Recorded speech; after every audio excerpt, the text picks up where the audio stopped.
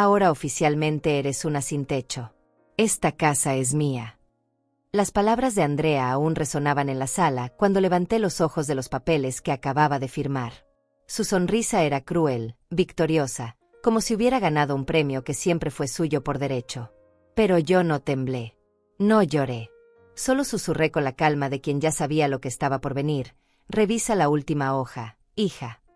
En ese momento, viendo su sonrisa vacilar, supe que los últimos 6 meses de observación silenciosa, de fingir que no percibía sus intenciones, de dejarla creer que era más inteligente que su vieja madre, habían valido la pena. Porque mientras ella planeaba robarme mi casa, yo había estado planeando algo mucho más grande. El silencio se extendió entre nosotras como una grieta que se hace cada vez más profunda. Podía ver cómo sus dedos temblaban ligeramente mientras pasaba las páginas, buscando esa última hoja que yo había mencionado. Su respiración se había vuelto más rápida, y por primera vez en meses, era ella quien parecía nerviosa. Yo permanecía sentada en mi silla favorita, esa de madera que mi esposo había comprado para mí hace 30 años, observando cómo el poder se desplazaba lentamente de sus manos a las mías. La mujer que está sentada aquí, mirando cómo su propia hija descubre que ha sido superada en su propio juego, es alguien que durante 71 años de vida aprendió que la paciencia es el arma más poderosa que puede tener una mujer. Soy Delia Gómez, y hasta hace 6 meses, fui la mujer que siempre dijo que sí. Sí a mi esposo cuando me pidió que dejara mi trabajo para cuidar la casa. Sí a mis hijos cuando necesitaban dinero para sus estudios. Sí a Andrea cuando me pidió que la ayudara con su divorcio. Sí, sí, sí, hasta que llegó el día en que mi propio sí se convirtió en mi peor enemigo. Pero déjenme contarles desde el principio, porque esta historia no comenzó con esos papeles sobre mi mesa de cocina. Comenzó 6 meses antes, cuando Andrea llegó a mi casa con lágrimas en los ojos y una historia que sonaba demasiado perfecta para ser verdad. Era un martes por la tarde de octubre, uno de esos días en que el aire todavía conserva el calor del verano, pero ya promete el frío del invierno. Yo acababa de terminar mi clase de yoga en línea, esa que tomaba desde que la pandemia me había enseñado que podía aprender cosas nuevas sin salir de casa, cuando escuché la puerta abrirse con esa urgencia que solo tienen las crisis familiares. Andrea entró sin llamar, como siempre hacía desde que se divorció y se mudó a vivir con sus 2 hijos en un apartamento del otro lado de la ciudad. Venía con el cabello despeinado, no el despeinado elegante que veían las mujeres de las revistas, sino el despeinado real de quien había estado llorando y pasándose las manos por la cabeza una y otra vez. Sus ojos estaban rojos, hinchados, y traía esa expresión de derrota que había perfeccionado durante los últimos meses. El sonido de sus tacones contra el piso de cerámica resonó en la casa vacía. Siempre había sido una casa llena de sonidos, las risas de los niños, la televisión, las conversaciones durante las comidas. Pero desde que enviudé hace 3 años, los sonidos se habían vuelto más escasos, más preciados. El sonido de los tacones de Andrea solía alegrarme, pero ese día, algo en su ritmo irregular me puso en alerta. Mamá, me dijo, dejándose caer en el sofá de la sala con un suspiro que parecía salir desde lo más profundo de su pecho, necesito hablar contigo sobre algo muy importante. Yo apagué mi computadora y me senté frente a ella, preparándome para otra de sus crisis. Durante los últimos 3 años, desde que se separó de Roberto, estas conversaciones se habían vuelto rutinarias como las oraciones antes de dormir.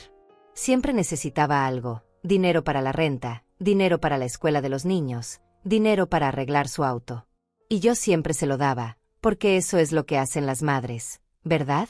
Porque al final del día, cuando todos se van, somos nosotras las que quedamos responsables de que todo funcione, de que todos estén bien, de que la familia siga siendo familia. ¿Qué pasó ahora, mija?, le pregunté, aunque ya sabía que la respuesta involucraría dinero de alguna manera. Siempre era dinero, o problemas que se resolvían con dinero, o favores que al final terminaban costando dinero. Mamá, estoy muy preocupada por ti, comenzó, y esas palabras me tomaron por sorpresa como un golpe suave pero inesperado. No esperaba que la conversación fuera sobre mí. Hacía tanto tiempo que nuestras conversaciones giraban alrededor de sus necesidades, de sus problemas, de su vida complicada, que escuchar mi nombre en sus labios con esa tonalidad de preocupación me desarmó completamente. Ayer estuve hablando con Patricia del banco. ¿Te acuerdas de ella? Fue compañera mía en la secundaria. Asentí, aunque vagamente recordaba a Patricia. Una chica flaca con brackets que solía venir a casa para hacer tareas cuando Andrea tenía 15 años. Ahora trabajaba en el banco, según me había contado Andrea en alguna conversación anterior.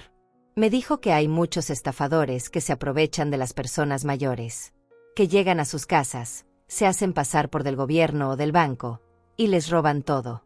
Mamá, no puedo dormir pensando en que algo así te pueda pasar. La forma en que lo dijo, con esa voz quebrada y esos ojos llenos de preocupación, me tocó el corazón de una manera que no había sentido en mucho tiempo. Mi hija se preocupaba por mí. Después de tanto tiempo de ser yo quien se preocupaba por ella, por fin había espacio para que ella cuidara de su madre. Era como si los roles se hubieran invertido, y por un momento, me sentí como esa niña que fui hace tantos años, cuando mi propia madre me cuidaba y me protegía del mundo. No te preocupes, Andrea, le dije, tomando su mano entre las mías. Sus dedos estaban fríos, como siempre los tenía cuando estaba nerviosa. Yo soy muy cuidadosa. Nunca abro la puerta a extraños, y si alguien me llama por teléfono pidiendo información, siempre les digo que no. Pero mamá, es que no es solo eso, insistió, y ahora su voz tenía esa urgencia que me recordaba a cuando era pequeña y me pedía que le comprara algo que veía en la televisión. Patricia me explicó que hay formas más sofisticadas de estafa, que pueden usar tu información personal para sacar créditos a tu nombre, o incluso para intentar quitarte la casa. Esas palabras me helaron la sangre de una manera que no había sentido desde que el doctor me había dicho que mi esposo tenía cáncer. La casa había sido mi hogar durante 45 años. Era donde había criado a mis hijos, donde había cuidado a mi esposo durante su enfermedad, donde guardaba todos los recuerdos de mi vida. Cada rincón tenía una historia, cada mancha en la pared tenía un recuerdo. La idea de que alguien pudiera quitármela me aterrorizaba más que la idea de morir.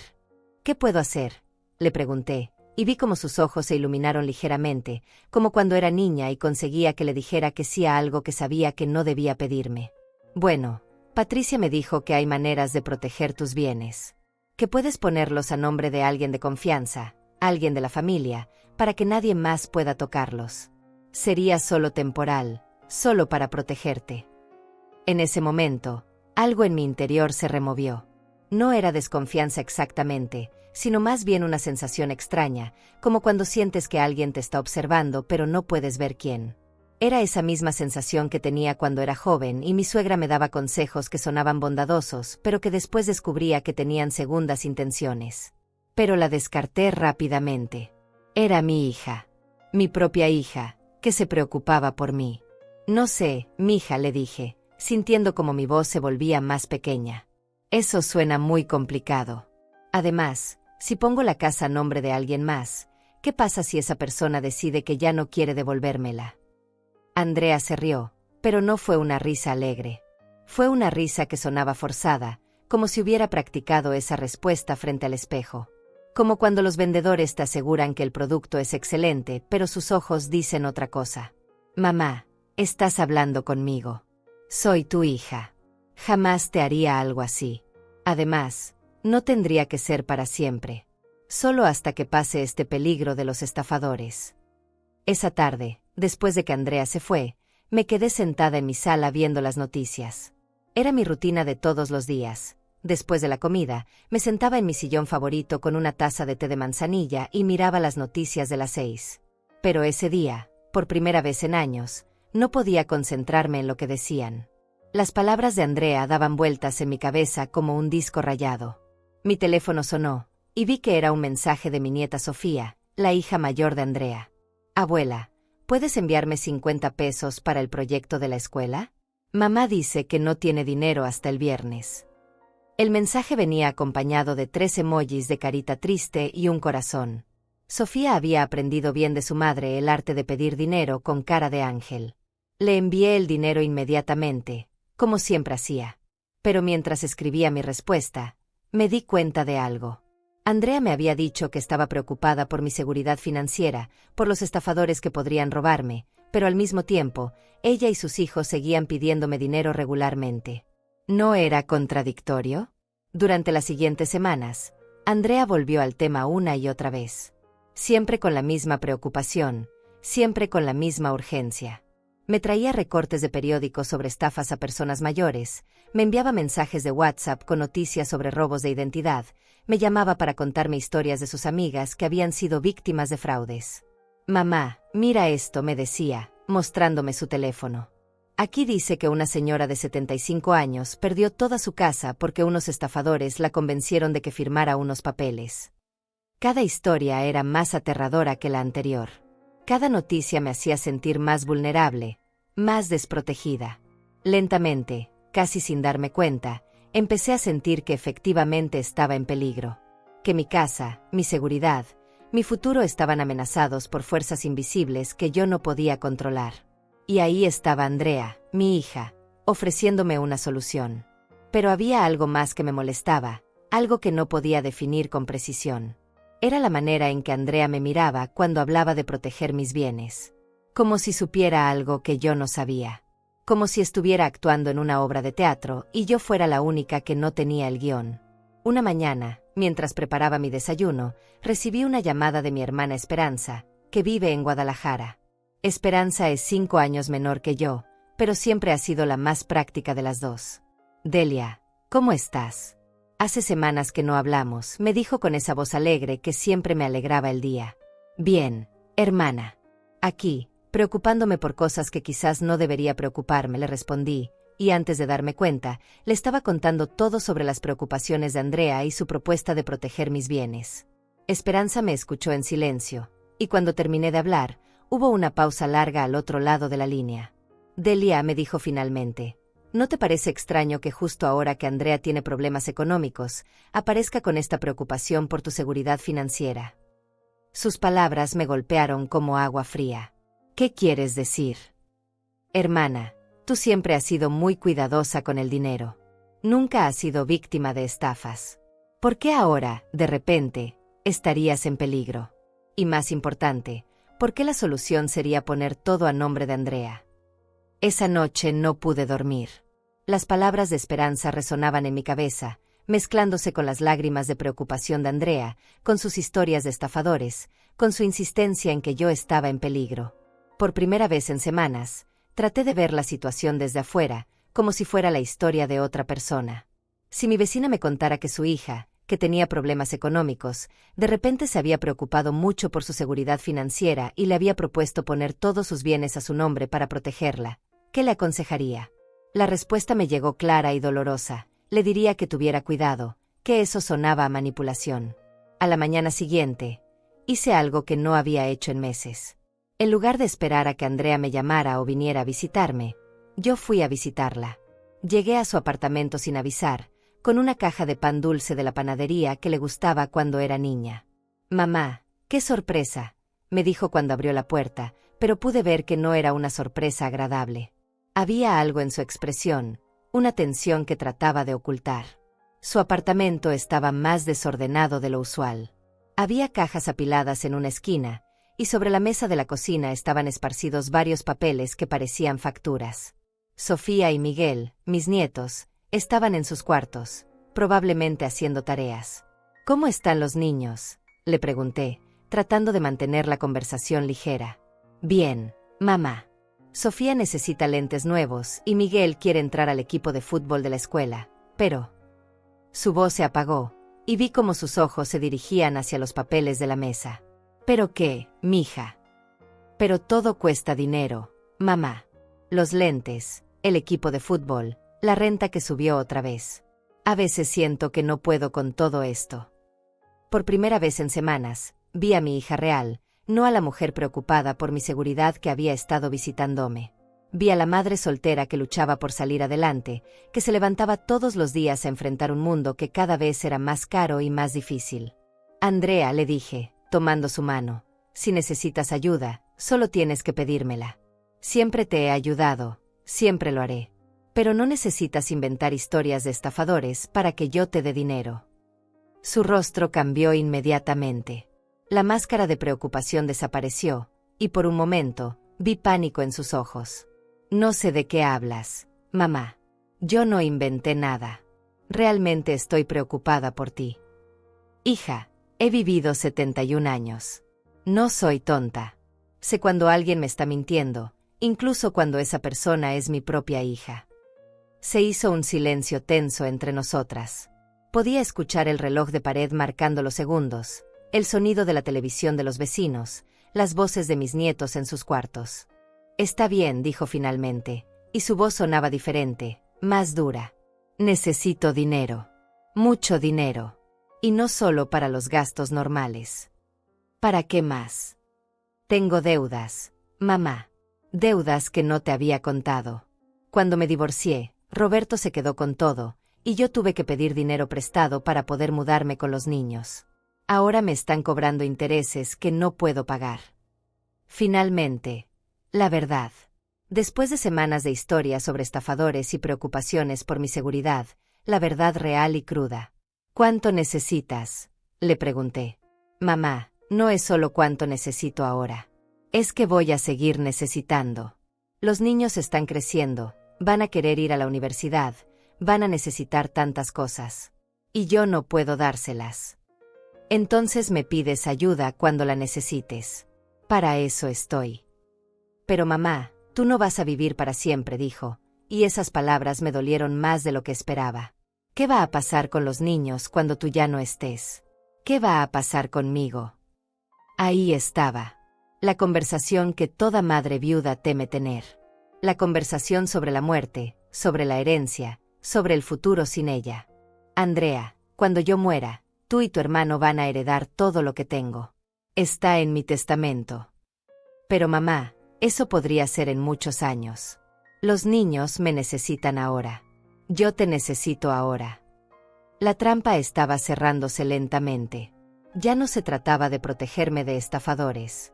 Se trataba de que ella necesitaba mi dinero y mi casa ahora, no después de mi muerte. Entonces, ¿qué propones?, le pregunté, aunque ya sabía la respuesta. Que pongas la casa a mi nombre ahora. Así yo podría pedir un préstamo usando la casa como garantía, resolver mis deudas, y cuando tú te vayas, no habría problemas legales ni trámites complicados. Ahí estaba, finalmente, la verdadera propuesta. No protección contra estafadores, sino un préstamo usando mi casa como garantía. Mi hogar de 45 años convertido en una forma de pagar las deudas de mi hija. Necesito pensarlo, le dije, levantándome para irme. Mamá, no hay mucho tiempo. Los intereses siguen creciendo cada día. Cuando llegué a mi casa esa tarde, me senté en mi sillón favorito y por primera vez en meses, no encendí la televisión. Solo me quedé ahí, en el silencio, pensando en todo lo que había pasado.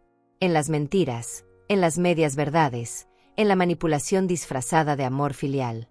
Y fue entonces cuando decidí que era hora de llamar a Alma del Valle. Alma del Valle siempre había sido la persona más directa que conocía. Cuando trabajábamos juntas en la oficina de contabilidad, hace más de 20 años, ella era la única que se atrevía a decirle a los jefes cuando estaban equivocados.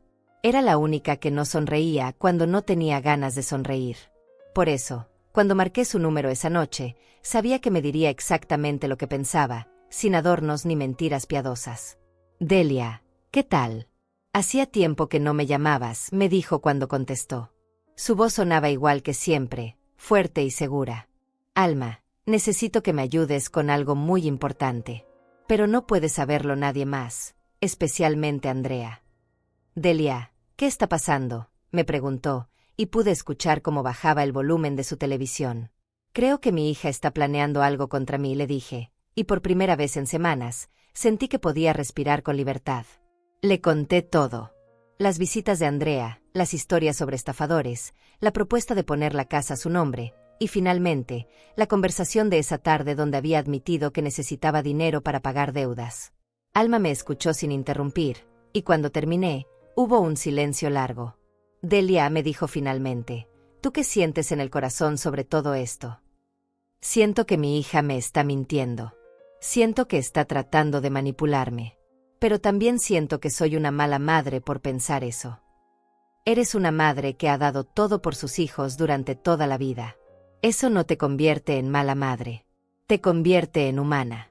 Y los humanos a veces cometen errores, incluso con las personas que más aman. ¿Qué debo hacer? Primero, no hagas nada todavía. No firmes nada, no prometas nada. Segundo, vamos a averiguar exactamente cuál es la situación real de Andrea. Y tercero, vamos a protegerte. ¿Cómo? Déjamelo a mí. Mañana voy a hacer algunas llamadas. Tengo contactos en el banco donde trabajaba Patricia.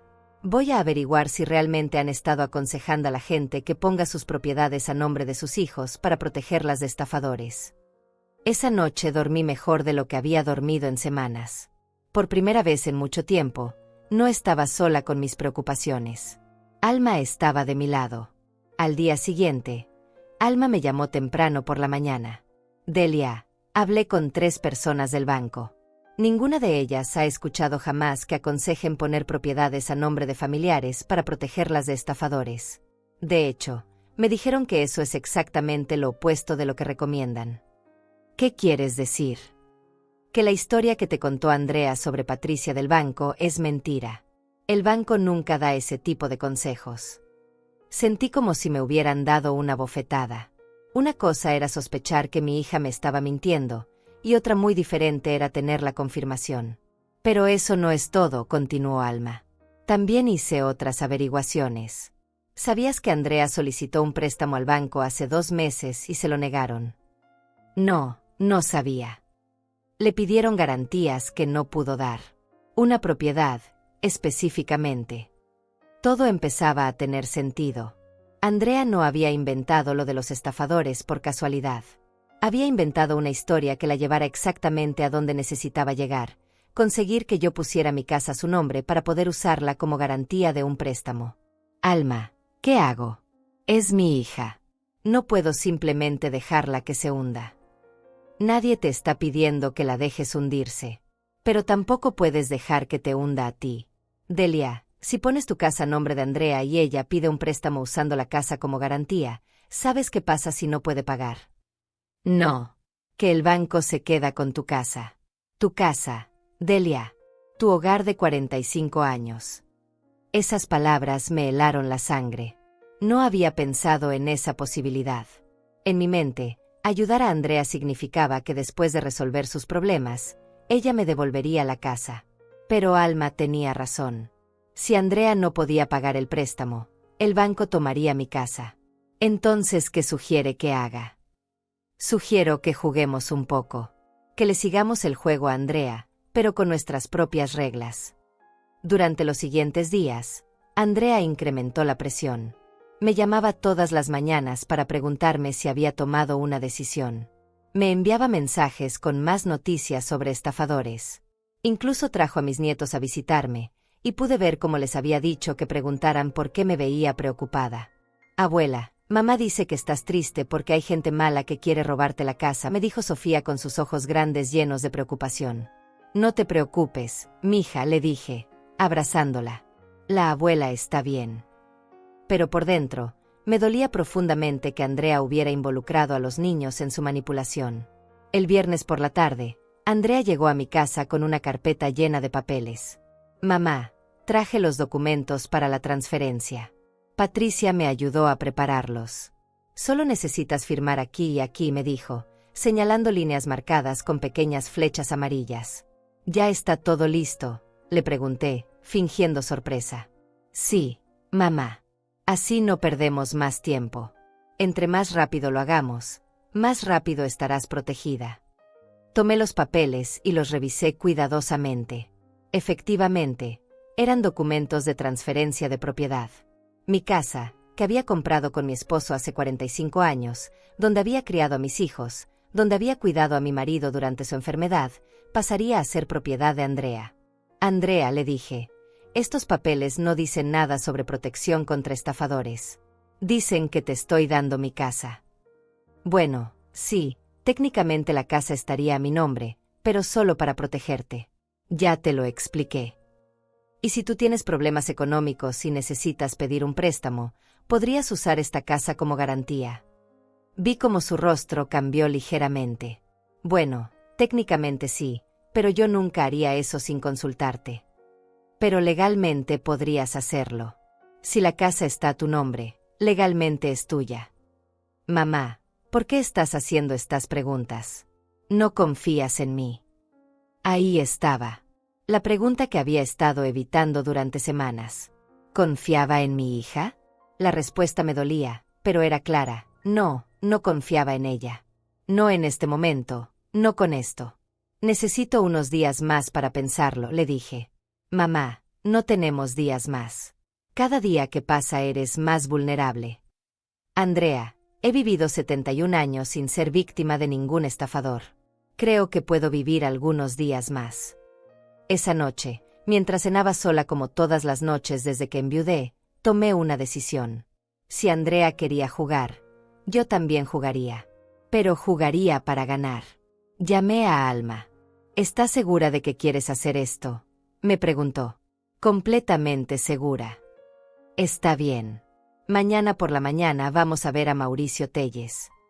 Mauricio Telles había sido el abogado de mi esposo durante años. Era un hombre mayor, de confianza, que había manejado nuestro testamento y algunos asuntos legales cuando compramos la casa. Si alguien podía ayudarme a protegerme de mi propia hija, era él. El sábado por la mañana, Alma pasó por mí y fuimos juntas al despacho de Mauricio. Le expliqué toda la situación, las mentiras de Andrea, la presión para que firmara los papeles, mis sospechas sobre sus verdaderas intenciones. Señora Delia, me dijo Mauricio después de escucharme, lo que su hija está haciendo tiene un nombre legal: abuso financiero de personas mayores. Es un delito. Pero es mi hija. Y eso hace que sea aún más doloroso, pero no menos delictivo. Sin embargo, entiendo que usted no quiere proceder legalmente contra ella. ¿Qué quiere que hagamos?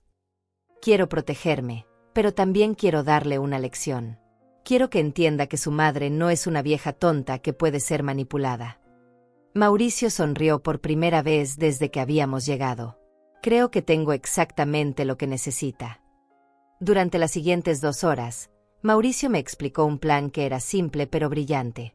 Prepararíamos documentos que parecerían dar a Andrea lo que quería, pero que en realidad me protegerían completamente. La clave, me explicó, está en los detalles que ella no va a leer. Va a estar tan emocionada de conseguir lo que quiere, que no va a revisar la letra pequeña. El lunes por la mañana, llamé a Andrea. Hija, he decidido que tienes razón. Quiero proteger mis bienes. ¿Puedes venir esta tarde para firmar los papeles? Mamá, qué bueno. Voy para allá inmediatamente. No, mejor en la tarde. Quiero revisar todo una vez más con calma. Esa tarde, cuando Andrea llegó con sus papeles, yo tenía los míos esperándola en la mesa de la cocina. Andrea, revisé los documentos que trajiste, pero mi amiga Alma me aconsejó que mejor usáramos estos otros que preparó un abogado. Dice que son más seguros. Vi cómo Andrea revisaba rápidamente los papeles. Como había predicho Mauricio, estaba tan ansiosa por conseguir mi firma que no leyó los detalles. Están bien, mamá. ¿Dónde firmo? Y así fue como mi hija acabó su propia trampa, mientras yo, por primera vez en mi vida, estaba 2 pasos adelante de alguien que trataba de aprovecharse de mí. Firmo aquí, ¿verdad, mamá?, me preguntó Andrea, con la pluma ya en la mano y esa sonrisa victoriosa que había estado practicando durante semanas. Sí, mija. Y yo firmo aquí, le respondí, señalando la línea que Mauricio había marcado para mí. Escribí mi nombre en el papel con la misma calma con la que había firmado miles de documentos a lo largo de mi vida. Facturas, recibos, tarjetas de cumpleaños para mis nietos. Pero esta firma era diferente. Esta firma era mi declaración de guerra silenciosa. Andrea tomó los papeles inmediatamente después de que terminé de escribir mi nombre. Los dobló rápidamente y los metió en su bolsa, como si temiera que yo cambiara de opinión. Gracias, mamá. No sabes lo tranquila que me siento sabiendo que ahora estás protegida, me dijo, dándome un abrazo que se sintió extraño, artificial. De nada, hija. Una siempre hace lo que tiene que hacer por la familia. Después de que se fue, me senté en mi sillón favorito y esperé. Sabía que la llamada llegaría pronto. Mauricio me había explicado que los bancos revisaban estos documentos rápidamente cuando alguien los presentaba para solicitar un préstamo. No tuve que esperar mucho. El miércoles por la mañana, mientras regaba las plantas de mi patio, mi teléfono sonó. Era Andrea, y por el tono de su voz, supe inmediatamente que había descubierto algo. Mamá, necesito que vengas al banco conmigo. Hay un problema con los papeles. ¿Qué tipo de problema? Dicen que hay algunas cláusulas que no entienden. Necesitan que vengas para aclarar unas cosas. ¿Qué cláusulas? No sé, mamá. Son cosas legales complicadas. Solo ven conmigo, por favor. Esa tarde fuimos juntas al banco. Patricia, la famosa amiga de la secundaria que supuestamente le había dado todos esos consejos sobre estafadores, resultó ser una mujer joven que claramente no había ido a la secundaria con Andrea. Tenía a lo mucho 25 años. Señora Gómez, me dijo Patricia después de revisar los documentos, estos papeles establecen que aunque la propiedad está técnicamente a nombre de su hija, usted mantiene todos los derechos de uso y disposición. Su hija no puede vender, hipotecar o usar esta propiedad como garantía sin su consentimiento por escrito. Vi como el rostro de Andrea se puso pálido. Pero eso no puede ser, dijo. Los papeles dicen que la casa es mía. Técnicamente sí, continuó Patricia, pero con tantas restricciones que prácticamente siguen siendo de su madre. Es como si fuera la dueña nominal, pero sin ningún poder real sobre la propiedad. ¿Qué significa eso?, preguntó Andrea, aunque por su expresión era claro que ya sabía la respuesta. Significa que no puede usar esta propiedad como garantía para un préstamo. El silencio que siguió fue ensordecedor. Podía ver cómo Andrea procesaba la información, cómo se daba cuenta de que todos sus planes se habían desmoronado. Mamá me dijo cuando salimos del banco, ¿tú sabías esto? Sabía que si iba a proteger mis bienes, tenía que protegerlos de verdad. Incluso de mi propia familia, si fuera necesario. Pero mamá, yo soy tu hija. Yo nunca te haría daño. Andrea, en las últimas semanas me has mentido sobre Patricia del banco, me has inventado historias sobre estafadores, me has manipulado emocionalmente, y has tratado de que firmara documentos que me habrían dejado sin hogar si tú no pudieras pagar un préstamo. Eso no es hacerme daño. Caminamos hacia mi auto en silencio. Podía ver cómo Andrea luchaba entre la rabia y la desesperación. Había estado tan segura de su plan, tan convencida de que su vieja madre era fácil de manipular. Necesito ese dinero, mamá me dijo finalmente, cuando llegamos al auto. No era por maldad. Es que realmente necesito ese dinero. Lo sé, hija. Y si hubieras venido a mí con la verdad desde el principio, te habría ayudado. Pero no así. No con mentiras. Entonces, ¿qué voy a hacer ahora? Las deudas siguen ahí. Los intereses siguen creciendo. Por primera vez en semanas, vi a mi hija real otra vez. No a la manipuladora, no a la mentirosa, sino a la madre soltera asustada que no sabía cómo salir adelante. Vamos a mi casa, le dije. Vamos a sentarnos como adultas y vamos a hablar de cuánto necesitas realmente y cómo te puedo ayudar. Pero con la verdad, Andrea. Solo con la verdad. Esa tarde, sentadas en mi mesa de cocina con una taza de café para cada una, Andrea finalmente me contó toda la verdad. Las deudas eran más grandes de lo que había admitido. Había usado tarjetas de crédito para mantener el nivel de vida que tenía cuando estaba casada, pensando que encontraría un trabajo mejor. Pero el trabajo mejor nunca llegó, y las deudas crecieron. Tengo que pagar 12,000 pesos este mes, o van a embargar mi cuenta del banco, me dijo con lágrimas en los ojos. ¿Y cuánto debes en total? 80,000 pesos. Era una cantidad grande, pero no imposible. Tenía ahorros, tenía mi pensión, tenía algunas inversiones que mi esposo había hecho años atrás. Puedo ayudarte, le dije. Pero con condiciones. ¿Qué condiciones? Primera, nada más de mentiras. Si necesitas ayuda, me pides ayuda. No me inventes historias. Segunda, vamos a hacer un plan de pagos. No voy a darte todo el dinero de una vez para que lo gastes sin control. Y tercera, vas a buscar ayuda profesional para manejar tu dinero. Hay programas gratuitos para eso. Andrea asintió con la cabeza, pero pude ver que había algo más. ¿Qué más hay?, le pregunté. Es que no es solo el dinero, mamá. Es que me siento como una fracasada. Tengo 35 años y no puedo mantener a mis propios hijos. Tengo que pedirle dinero a mi madre de 70 años. Andrea, pedir ayuda no te hace fracasada. Mentir y manipular para conseguir esa ayuda, eso sí te hace fracasada. Esa noche, después de que Andrea se fue, llamé a Alma para contarle cómo había salido todo. ¿Crees que aprendió la lección?, me preguntó. No lo sé. Pero aprendí algo yo también. ¿Qué? Que soy más inteligente de lo que pensaba. Y que no necesito dejar que nadie, ni siquiera mi propia hija, me haga sentir como si fuera una vieja indefensa. Pero mi celebración duró poco. Porque 3 días después, Andrea regresó a mi casa con una actitud completamente diferente. Ya no era la hija arrepentida que había llorado en mi mesa de cocina. Era alguien que yo no conocía. Mamá me dijo, he estado pensando en todo esto, y creo que fuiste muy cruel conmigo. ¿Cruel? Sí, yo soy tu hija. Cuando necesito ayuda, deberías dármela sin condiciones. Sin trucos legales, sin humillarme en el banco. Y ahí fue cuando supe que la guerra apenas estaba comenzando. Mamá, tienes que entender algo, me dijo Andrea, caminando por mi sala como si fuera suya. Yo no soy una extraña pidiendo limosna. Soy tu hija. Todo lo que tienes algún día será mío de todas formas. Sus palabras me golpearon como una bofetada fría. Era la primera vez que escuchaba a mi hija hablar sobre mi muerte como si fuera una transacción comercial pendiente. Andrea, siéntate. Necesitamos hablar de esto con calma. No, mamá. Ya hablamos suficiente. Ya jugaste tus jueguitos legales. Ahora es mi turno de hablar.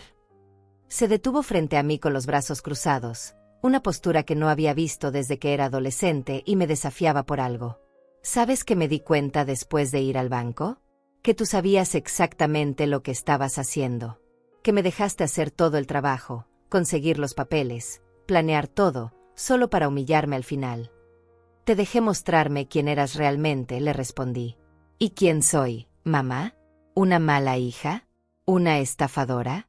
Eso es lo que piensas de mí.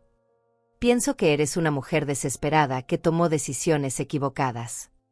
Estoy desesperada porque tengo una madre que tiene dinero pero prefiere guardárselo mientras sus nietos no pueden tener lo que necesitan. Andrea, te ofrecí ayuda. Te dije que podíamos hacer un plan. Un plan. Con condiciones, con controles, como si fuera una niña. Mamá, yo debería poder disponer de esa casa ahora. Los niños la van a necesitar. Yo la voy a necesitar. Ahí estaba otra vez.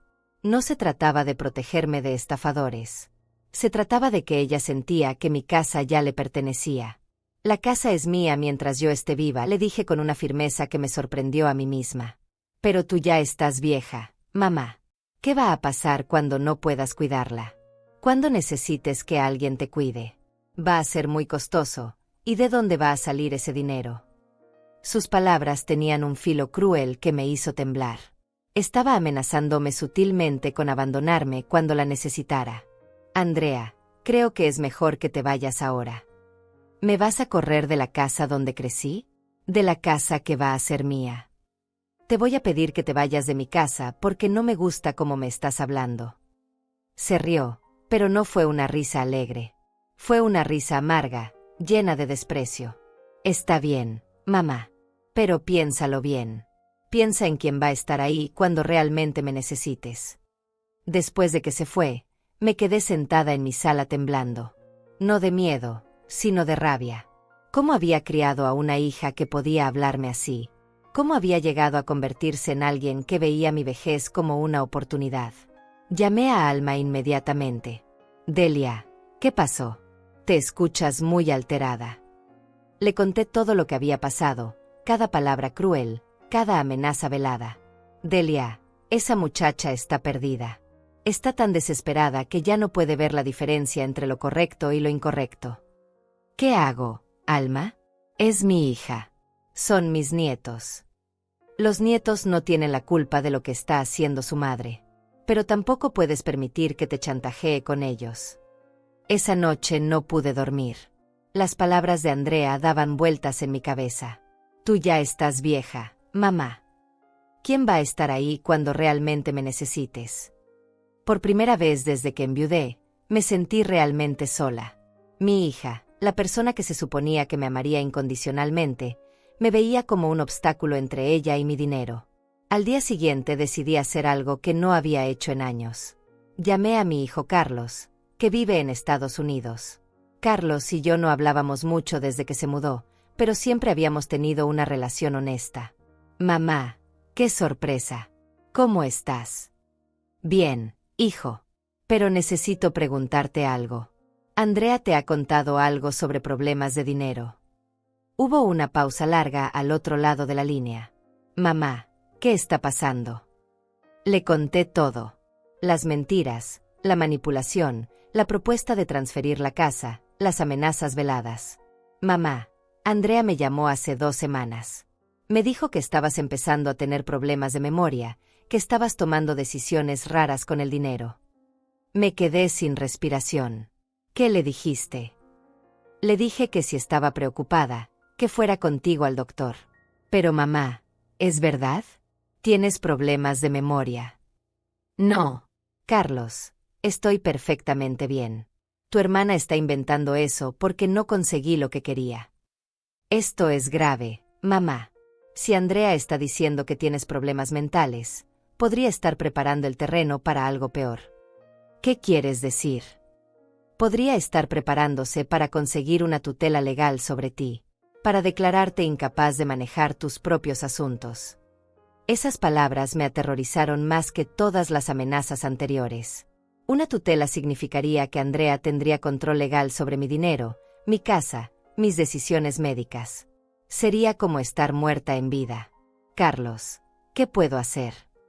Primero, ve al doctor. Hazte todos los exámenes necesarios para demostrar que estás perfectamente bien. Segundo, documenta todo lo que ha estado pasando.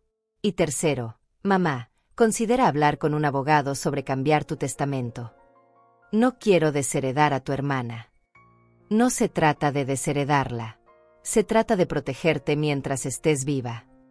Esa tarde fui al consultorio de mi doctor de toda la vida, doctor Ramírez. Le expliqué la situación y le pedí que me hiciera todos los exámenes necesarios para demostrar que mi mente estaba perfectamente clara. Señora Delia, me dijo después de examinarme, usted está en excelente condición mental para su edad. Su memoria está bien, su capacidad de razonamiento está bien, y definitivamente es capaz de tomar sus propias decisiones. Doctor, ¿puede darme un documento que diga eso? Por supuesto. Y también voy a recomendarle que vea a un especialista para una evaluación más completa, solo para que tenga toda la documentación necesaria. Durante los siguientes días, me convertí en una mujer con una misión. Visité especialistas, recopilé documentos médicos, escribí un diario detallado de todo lo que había pasado con Andrea. Mauricio me ayudó a organizar todo legalmente. Señora Delia, me dijo Mauricio, con toda esta documentación, nadie podría nunca declarar que usted no es competente para manejar sus asuntos. Pero mientras yo me protegía legalmente, Andrea estaba planeando su siguiente movimiento. Y resultó ser más cruel de lo que había imaginado. El viernes por la tarde, Sofía y Miguel llegaron a mi casa llorando. Abuela, me dijo Sofía entre sollozos, mamá dice que tú ya no nos quieres. Que por eso no nos das dinero para nuestras cosas. ¿Qué? Dice que te volviste egoísta y que prefieres guardar tu dinero que ayudar a tu familia. Era la última gota. Andrea había cruzado la línea que nunca debería haber cruzado. Había involucrado a mis nietos, había llenado sus cabecitas inocentes con mentiras sobre su abuela. Niños, les dije, abrazándolos, su mamá está muy confundida ahora. La abuela los ama más que a nada en el mundo, y jamás dejaría de quererlos. Pero esa noche, sola en mi casa, tomé la decisión más difícil de mi vida. Era hora de mostrarle a Andrea que su madre no era una vieja indefensa. Era hora de contraatacar. El lunes por la mañana hice algo que nunca había hecho en mi vida. Contraté a un investigador privado. Mauricio me había recomendado a un hombre llamado Roberto Sánchez, que se especializaba en casos de abuso financiero familiar. Señora Delia, me dijo Roberto en su oficina, lo que vamos a hacer es documentar todo lo que su hija ha estado haciendo. Cada mentira, cada manipulación, cada intento de presión. Necesitamos evidencia sólida. ¿Para qué? Para protegerla si ella decide escalar esto. Si está diciendo que usted tiene problemas mentales, es posible que trate de conseguir una orden judicial para revisar su capacidad mental. Necesitamos estar preparadas. Durante esa semana, Roberto investigó todo sobre Andrea. Sus deudas reales, sus intentos de conseguir préstamos, sus conversaciones con abogados sobre tutelas. Lo que descubrió me dejó sin aliento. Su hija consultó con 3 abogados diferentes sobre cómo conseguir una tutela sobre usted, me informó Roberto el viernes. Les dijo que usted está empezando a tener demencia y que está tomando decisiones financieras irracionales. Pero yo acabé de hacerme todos los exámenes. Estoy perfectamente bien. Eso lo sabemos nosotros. Pero ella está construyendo un caso falso. También encontré algo más inquietante. ¿Qué? Ha estado hablando con un tasador sobre el valor de su casa. Y con una inmobiliaria sobre ponerla en venta. Sentí como si el piso se moviera bajo mis pies. Andrea no solo quería mi casa como garantía para un préstamo. Quería venderla. Vender mi casa. Aparentemente, su plan era conseguir la tutela, declarar que usted necesita cuidados especializados, vender la casa para pagar esos cuidados, y quedarse con el dinero restante. Era peor de lo que había imaginado. Mi propia hija había planeado no solo robarme mi casa, sino internarme en algún lugar y quedarse con todo mi dinero. ¿Qué hago ahora?, le pregunté a Roberto. Ahora vamos a darle una lección que nunca olvidará. Esa tarde, Andrea llegó a mi casa acompañada de un hombre que no conocía. Mamá, te presento al doctor Hernández. Es un especialista en problemas de memoria. Vino a hacerte algunas preguntas. No necesito ningún especialista, le dije. Mi doctor dice que estoy perfectamente bien. Mamá, últimamente has estado muy confundida. Lo de los papeles del banco, las cosas raras que dices. Creemos que necesitas ayuda. El doctor Hernández se acercó con una sonrisa condescendiente que me hizo hervir la sangre. Señora Delia, solo queremos asegurar que esté recibiendo el cuidado que necesita. ¿Puede decirme qué día es hoy? Doctor Hernández, le dije con mi voz más firme. Antes de responder sus preguntas, me gustaría ver su credencial médica y saber quién está pagando por esta consulta. Vi cómo Andrea y el doctor intercambiaron miradas nerviosas. Señora, esto es solo una evaluación informal, dijo él. Nada en mi casa es informal, doctor. Y definitivamente nada relacionado con mi salud mental es informal. En ese momento, sonó el timbre. Era Mauricio, quien había llegado exactamente como habíamos planeado. Buenas tardes, dijo Mauricio entrando a la sala. Soy el abogado de la señora Delia. ¿Puedo preguntar qué está pasando aquí? El doctor Hernández se puso pálido. Nosotros, solo estábamos. Doctor, interrumpió Mauricio, ¿tiene usted autorización legal para evaluar a mi cliente? ¿Tiene una orden judicial?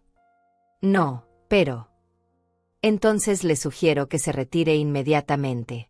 Y Andrea se volvió hacia mi hija. Usted también tiene que irse. Esta es la casa de mi madre, gritó Andrea. Y su madre le está pidiendo que se vaya, respondió Mauricio calmadamente. Después de que se fueron, Mauricio y yo nos sentamos en mi sala. ¿Cómo sabías que iban a venir hoy?, le pregunté. Roberto ha estado vigilando a su hija. Sabíamos que había contratado a este doctor falso para tratar de conseguir evidencia de que usted no está mentalmente capacitada. Doctor falso. Roberto investigó. El hombre se hace pasar por psiquiatra, pero solo tiene una licencia para ser consejero matrimonial. No está calificado para diagnosticar demencia. Esa noche, sola en mi casa, me di cuenta de que ya no reconocía a mi hija.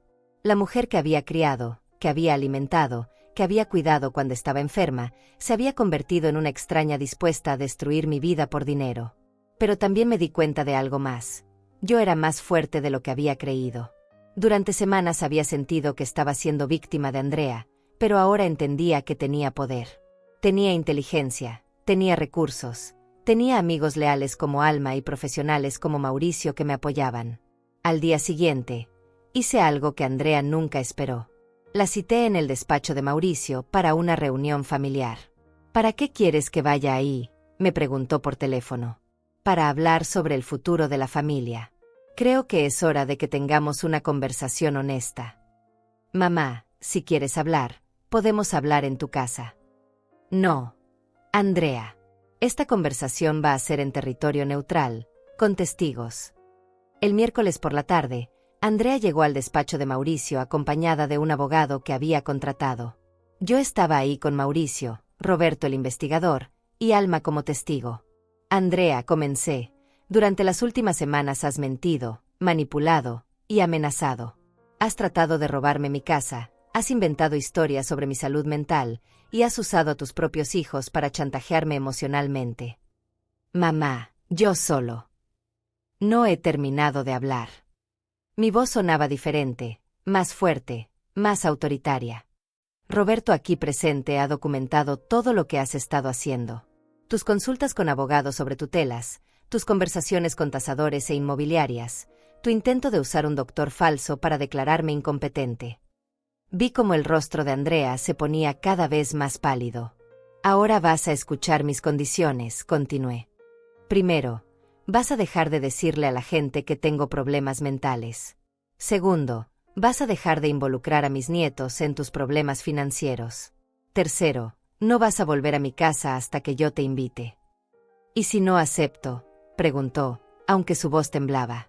Si no aceptas, Roberto va a enviar toda su investigación al Ministerio Público. Lo que has estado haciendo se llama abuso financiero de personas mayores, y es un delito federal.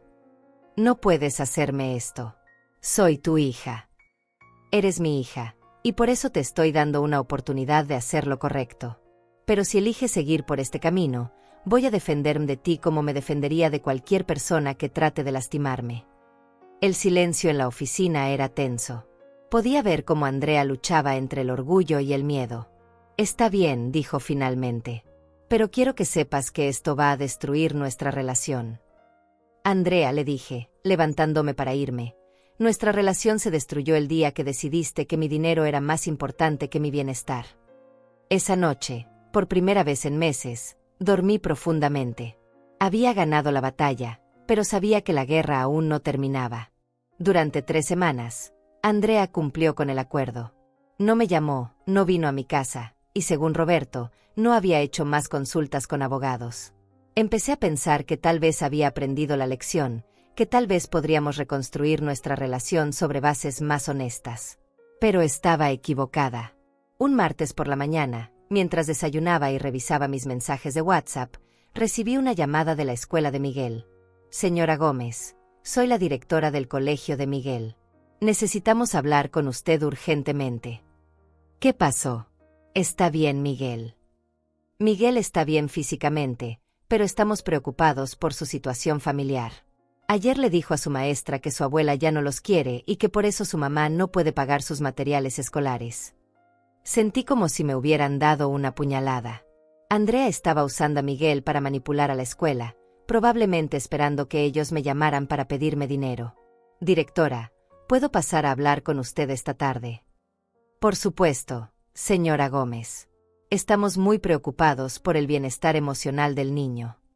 Esa tarde fui a la escuela y hablé largo rato con la directora. Le expliqué la situación real, que Andrea había estado mintiendo sobre problemas financieros para manipularme y que ahora estaba usando a los niños como armas emocionales. Señora Gómez, esto es muy delicado. No podemos intervenir en asuntos familiares, pero sí podemos ayudar a proteger el bienestar de Miguel. ¿Qué sugiere? Que hable directamente con el niño. Que le explique la situación de manera apropiada para su edad. Los niños necesitan estabilidad, y estas mentiras los están confundiendo. Cuando salí de la escuela, tomé una decisión que sabía que Andrea no me perdonaría. Fui directamente al apartamento donde vivía con los niños. Toqué la puerta y fue Sofía quien abrió. «Abuela», gritó, abrazándome. «Mamá dijo que ya no podíamos verte». «¿Dónde está tu mamá?» «Salió con el señor Ricardo. Dijo que volvía en la noche». Ricardo era un nombre que no conocía. Miguel salió de su cuarto al escuchar mi voz.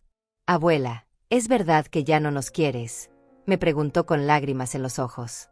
Me senté en el sofá y puse a mis 2 nietos a mi lado. «Escúchenme bien», les dije. «Su abuela los ama más que a nada en el mundo. Eso nunca, nunca va a cambiar.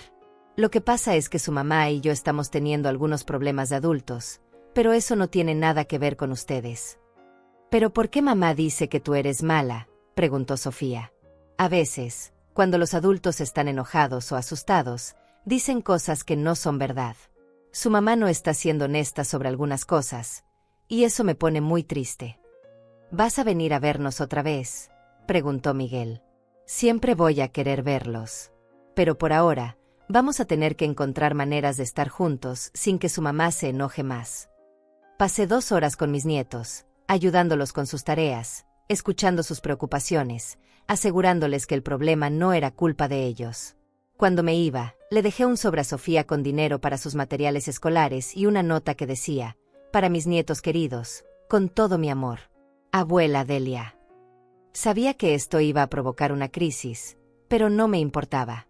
Mis nietos merecían saber que tenían una abuela que los amaba, sin importar lo que estuviera pasando con su madre. La llamada llegó esa noche a las 10. ¿Cómo te atreves a ir a mi casa sin mi permiso?, me gritó Andrea por teléfono. Los niños son mis nietos. Tengo derecho a verlos. No tienes ningún derecho. Son mis hijos. Y son niños que están sufriendo porque su madre los está usando como peones en un juego de adultos. Mamá, si vuelves a acercarte a mis hijos sin mi permiso, voy a conseguir una orden de restricción contra ti. Hazlo, Andrea. Pero ten en cuenta que si vas a corte, yo también voy a ir. Y voy a llevar toda la evidencia de lo que has estado haciendo. Me estás amenazando.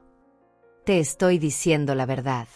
Si quieres escalar esto, estoy preparada.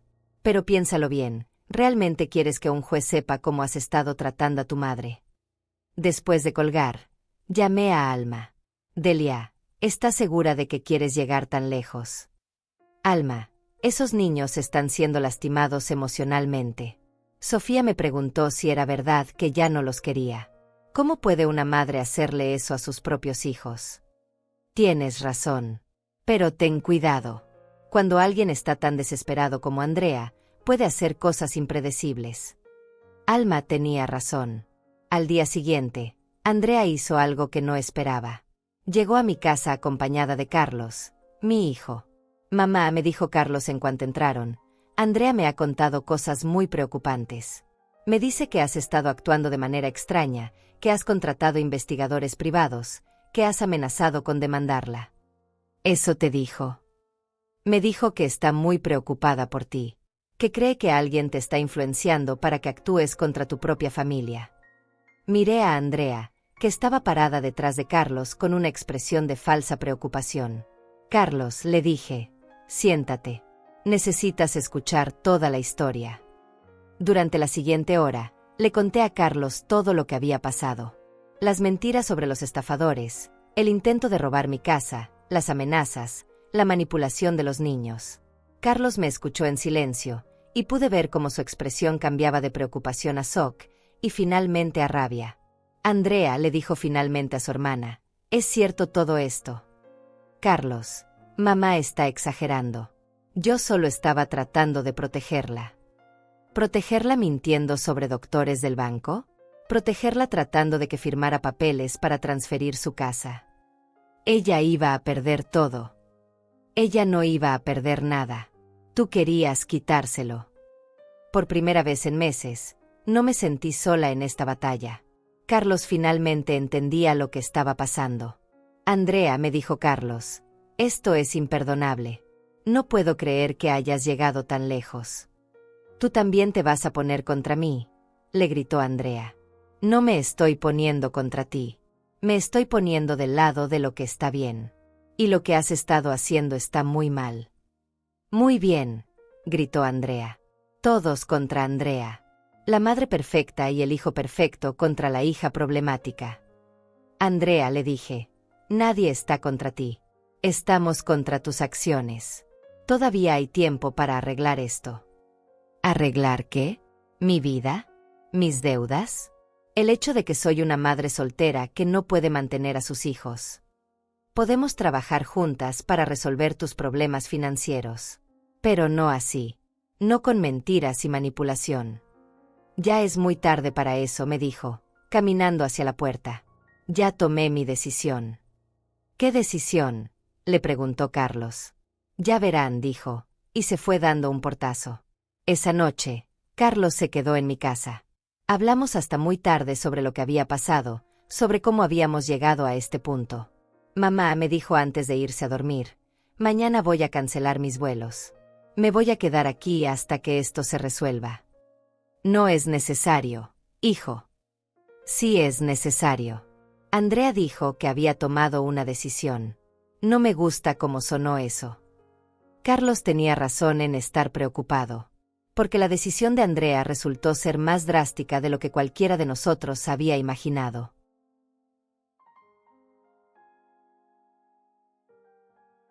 La decisión de Andrea llegó el viernes por la mañana en forma de una citación judicial. Un oficial me entregó los papeles mientras desayunaba con Carlos. Señora Delia Gómez, queda citada para comparecer ante el juzgado familiar. Su hija Andrea Gómez ha solicitado una evaluación de su capacidad mental y una tutela temporal sobre sus bienes. Carlos tomó los papeles de mis manos temblorosas y los leyó en voz alta. Dice que Andrea alega que tienes deterioro cognitivo severo, que has estado tomando decisiones financieras irracionales y que representas un peligro para ti misma. Sentí como si el mundo se desplomara a mi alrededor. Mi propia hija había llevado esto a los tribunales. Había decidido destruir públicamente mi reputación y mi dignidad con tal de conseguir control sobre mi dinero.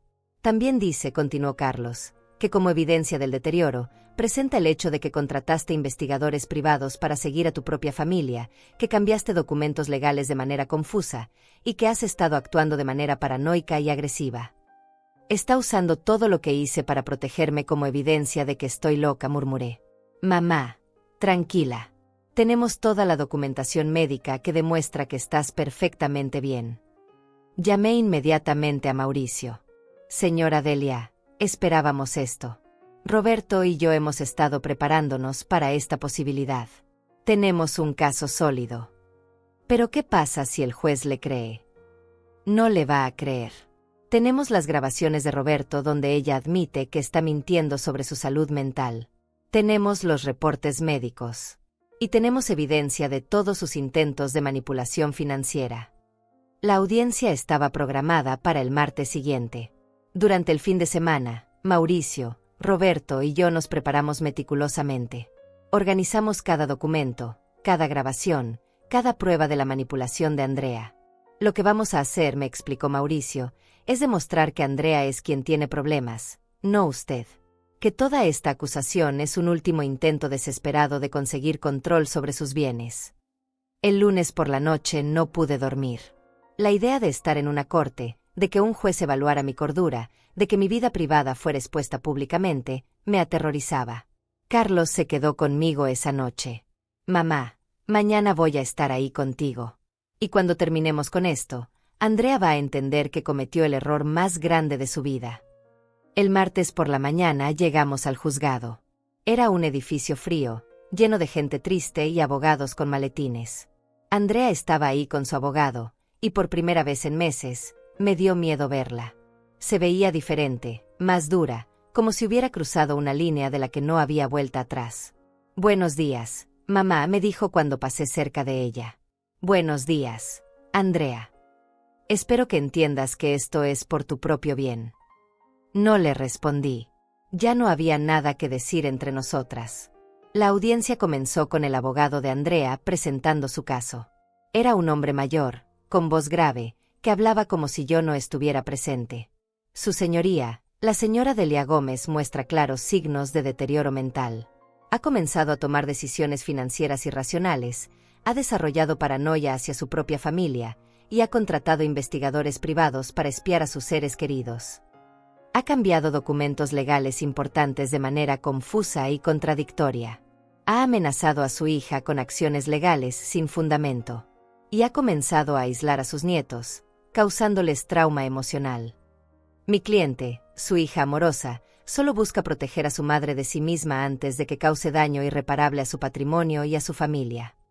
Escuchar esas palabras me dolió más de lo que esperaba.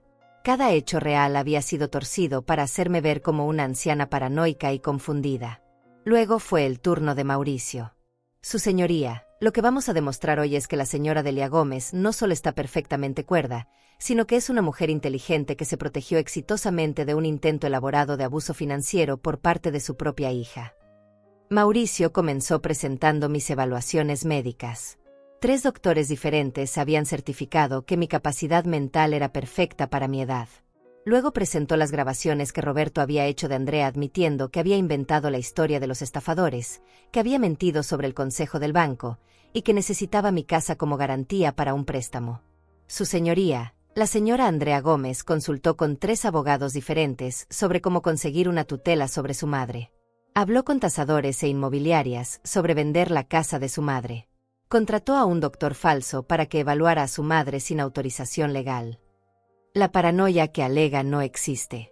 La señora Delia simplemente descubrió que su hija estaba tratando de estafarla y tomó medidas legales apropiadas para protegerse. Cuando llegó mi turno de hablar, me levanté con las piernas temblando. Su señoría, comencé. Durante 71 años he sido una mujer que siempre dijo que sí. Sí a mi esposo, sí a mis hijos, sí a quien me necesitara. Pero cuando mi hija decidió que mi casa y mi dinero eran más importantes que mi bienestar, aprendí a decir no. No estoy loca. Estoy cansada. Cansada de ser vista como un obstáculo entre mi hija y mi herencia. Cansada de que me traten como si ya estuviera muerta. Lo que hice no fue paranoia. Fue supervivencia. El juez me pidió que respondiera algunas preguntas. ¿Qué día era? ¿Quién era el presidente? Problemas matemáticos simples. Las respondí todas perfectamente. Luego le tocó el turno a Andrea de testificar. Mauricio la interrogó sin piedad. Señora Gómez, ¿es verdad que le dijo a su madre que una empleada del banco le había aconsejado poner su propiedad a nombre de un familiar? Sí, pero...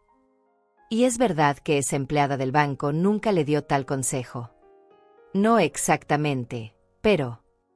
Entonces mintió a su madre. Era para protegerla. ¿Y es verdad que solicitó un préstamo usando la casa de su madre como garantía antes de que ella hubiera firmado cualquier documento? Yo estaba explorando opciones. Sin el conocimiento o consentimiento de su madre. Yo iba a decirle. Responda la pregunta. ¿Sí o no? Sí. Cuando Mauricio terminó con Andrea, pude ver que estaba llorando. Pero ya no sentí compasión por ella. Había elegido este camino. El juez se retiró a deliberar durante 1 hora. Fue la hora más larga de mi vida.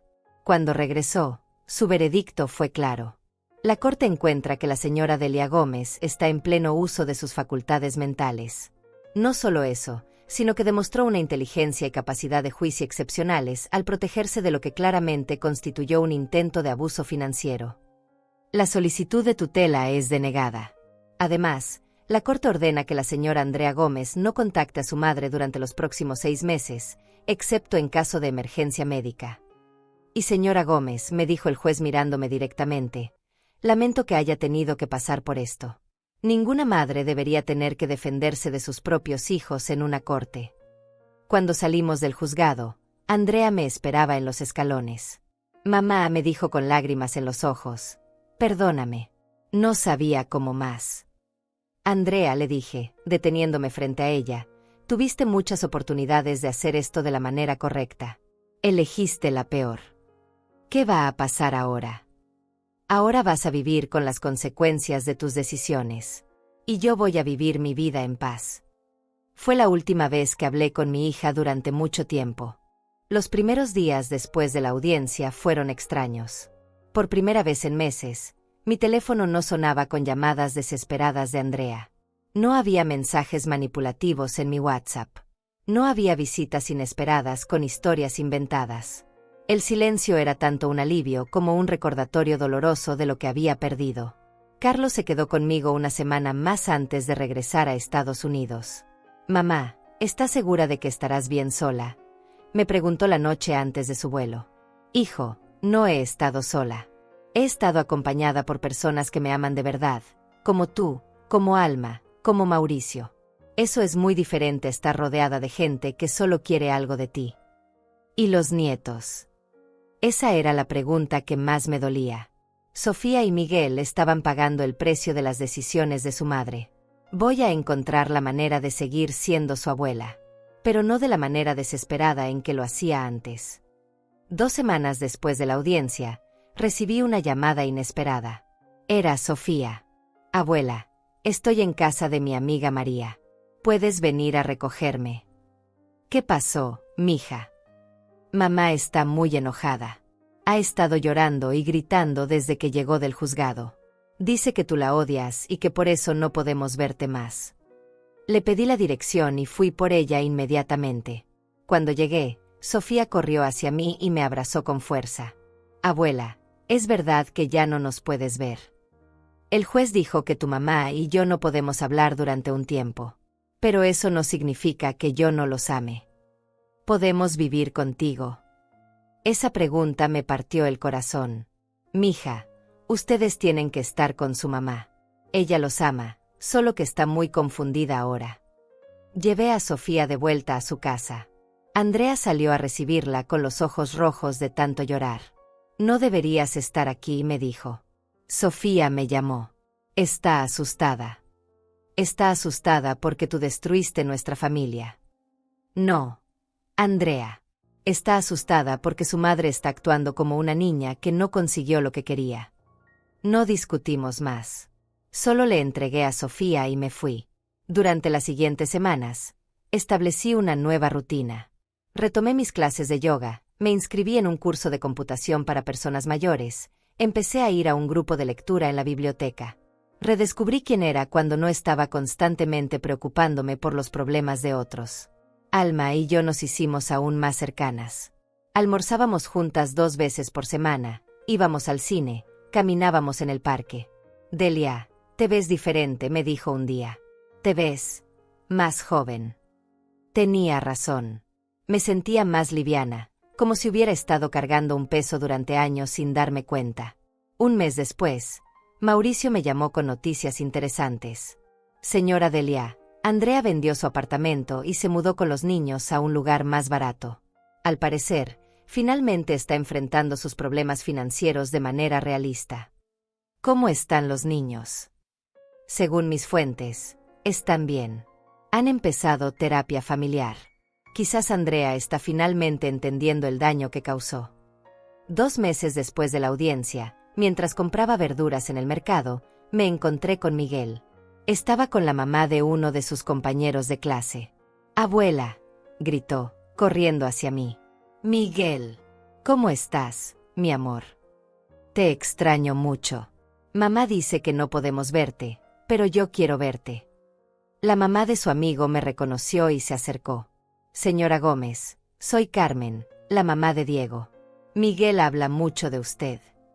Miguel es un niño maravilloso. Señora, no sé qué pasó en su familia, pero Miguel siempre dice que su abuela es la persona más inteligente que conoce». Esas palabras me llenaron el corazón de una manera que no había sentido en meses. Cuando se cumplieron los 6 meses de la orden judicial, no sabía si Andrea trataría de contactarme. La respuesta llegó en forma de una carta entregada por correo.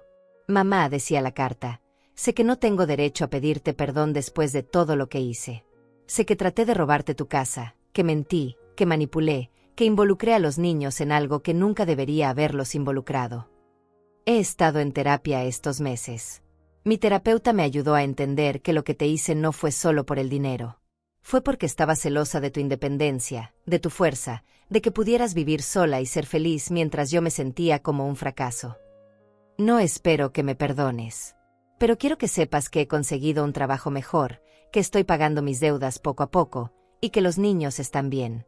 Sofía pregunta por ti todos los días. Si algún día puedes encontrar en tu corazón un espacio para volver a confiar en mí, estaré aquí. Pero si no puedes, lo entenderé». Guardé la carta en mi mesa de noche y no la respondí inmediatamente. Necesitaba tiempo para procesar mis sentimientos. 3 semanas después, hice algo que me sorprendió a mí misma. Fui a la escuela de Miguel a la hora de salida. Cuando me vio, corrió hacia mí gritando «Abuela», tan fuerte que todos en el patio se voltearon a mirar. «¿Puedo llevarte a casa?», le pregunté. «Sí, pero primero tengo que llamar a mamá». Miguel llamó a Andrea desde mi teléfono. «Mamá, la abuela está aquí. ¿Puedo ir con ella a su casa?». Podía escuchar la voz de Andrea al otro lado, pero no las palabras. «Dice que está bien», me dijo Miguel. Esa tarde, Miguel y yo fuimos a mi casa. Hicimos galletas, Jugamos cartas y hablamos de la escuela. No mencionamos nada de lo que había pasado entre su mamá y yo. Cuando lo llevé de vuelta a su casa, Andrea salió a recibirlo. Gracias, me dijo simplemente. Es mi nieto, le respondí. Mamá, ¿podemos hablar algún día? Algún día, le dije. Cuando ambas estemos listas. Ahora, 6 meses después, veo a mis nietos una vez por semana. Andrea y yo nos saludamos cortésmente cuando nos vemos, pero aún no hemos tenido esa conversación profunda que ambas sabemos que necesitamos tener. Tal vez la tengamos algún día. Tal vez no. He aprendido que no puedo controlar las decisiones de otras personas, ni siquiera las de mi propia hija. Lo que sí puedo controlar es mi propia vida. Y por primera vez en muchos años, estoy viviendo para mí. Esta mañana me desperté a las 7, desayuné tranquilamente mientras leía las noticias en mi tablet, y luego me tomé una selfie para enviarla a mi grupo de WhatsApp de la clase de yoga. En la foto se ve una mujer de 71 años con una sonrisa genuina, no la sonrisa forzada de alguien que trata de complacer a todos. Alma me respondió inmediatamente, te ves radiante, amiga. Y tenía razón. Me veo radiante porque por fin, después de muchos años, era yo la que decidía a quién cuidar.